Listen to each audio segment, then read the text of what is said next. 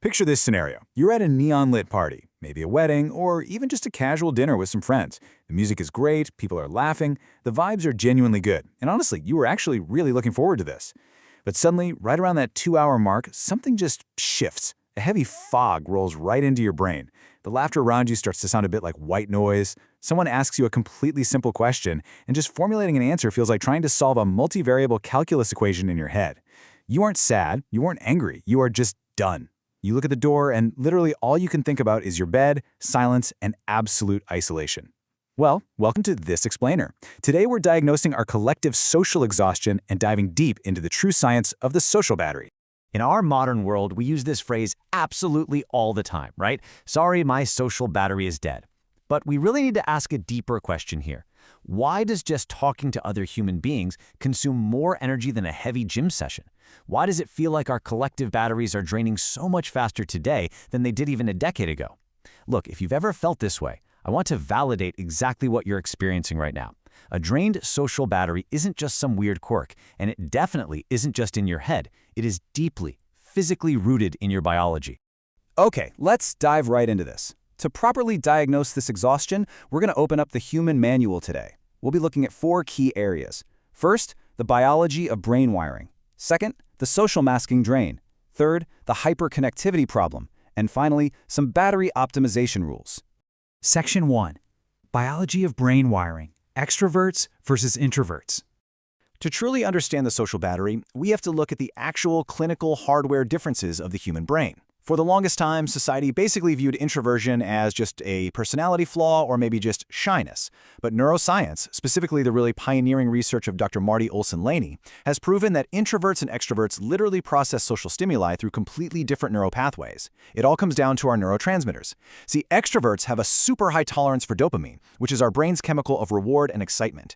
When an extrovert walks into a crowded room, the noise, the faces, the unpredictable conversations, it's like a fast-charging dopamine fireworks show for them. Their brain says, "This is amazing, give me more." Introverts, on the other hand, are highly sensitive to dopamine. For them, that exact same crowded room leads to rapid overstimulation.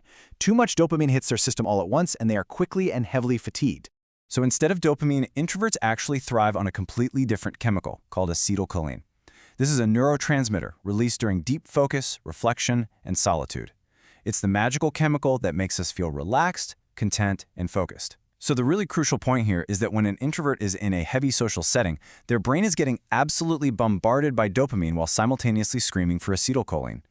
Your social exhaustion is a very literal physical fatigue. Your brain is expending massive amounts of energy simply trying to balance its own internal chemistry.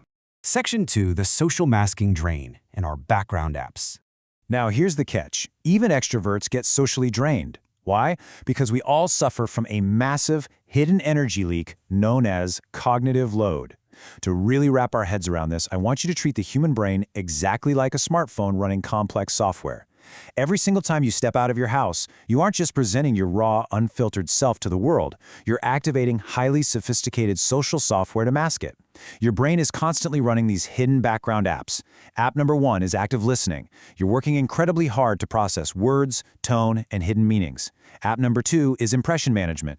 You're constantly monitoring your posture, maintaining the right amount of eye contact, and making sure your smile looks natural. And app number 3 is emotional regulation. You are actively suppressing any frustration, fatigue, or boredom just so you don't come across as rude. When you're completely alone, all these background apps are closed and your brain just runs on a nice, comfortable idle. But the moment you engage in superficial small talk, chatting about the weather, work, or weekend plans, these background apps are suddenly running at 100% capacity. Small talk drains your mental CPU incredibly fast, specifically because it lacks substance. You're putting in absolute maximum effort for all this complex social processing, but you get absolutely none of the psychological reward of a deep, meaningful connection. Section 3. The hyperconnectivity problem, or being always on. So, why does it feel like our batteries drain so much faster today than they did in the past? Well, historically, human socializing was contained entirely to physical communities. When you went home, you had a natural off switch. You were quite literally off the grid. But with modern digital socializing, the grid follows you right into your bedroom via WhatsApp, Slack, and TikTok. And here is the truly fascinating part about human biology. Your brain doesn't make a massive distinction between physical socializing and digital socializing. Both require emotional energy. Scrolling through 100 different opinions on your phone before you even brush your teeth in the morning consumes the exact same emotional energy as talking to a real, live person. This leaves us suffering from what we can formally diagnose as social overactivation syndrome. Because you are constantly plugging your brain into these low-voltage digital drains all day long, your battery is never actually allowed to reach a full 100% charge. You're waking up already depleted, and then wondering why on earth you have zero energy to talk to your coworker at 10 in the morning. Section 4. Battery Optimization Rules from the Human Manual. Okay, we know the biological wiring, and we know the modern drains. So how do we actually fix this? Let's empower you with 3 concrete settings to optimize your own human hardware so your social battery can last longer and recharge way more efficiently. Rule 1. Establish zero output zones. You need time every single day where absolutely nothing is expected of you. No text messages to reply to, no content to consume, no facial expressions to maintain. Just 20 minutes of pure, unstructured silence. This is exactly how you trigger the release of that soothing acetylcholine we talked about and lower your dopamine sensitivity. Rule 2. Prioritize high-yield connections. Remember, not all social interactions are created equal. High-yield connections are the people where no masking is required, usually your closest friends or family. Conversations with them don't drain your battery, they actually charge it. You need to actively reduce your time on low-yield obligation socializing. And Rule 3. Normalize the French exit. Seriously, stop feeling guilty for leaving an event when your battery is dead. Forcing yourself to stay when you're completely drained, it doesn't make you a better friend, it just makes you anxious, irritable, and resentful. Let's eliminate the guilt. Normalize saying, hey, I've had a wonderful time, but my battery is completely out. And just head home.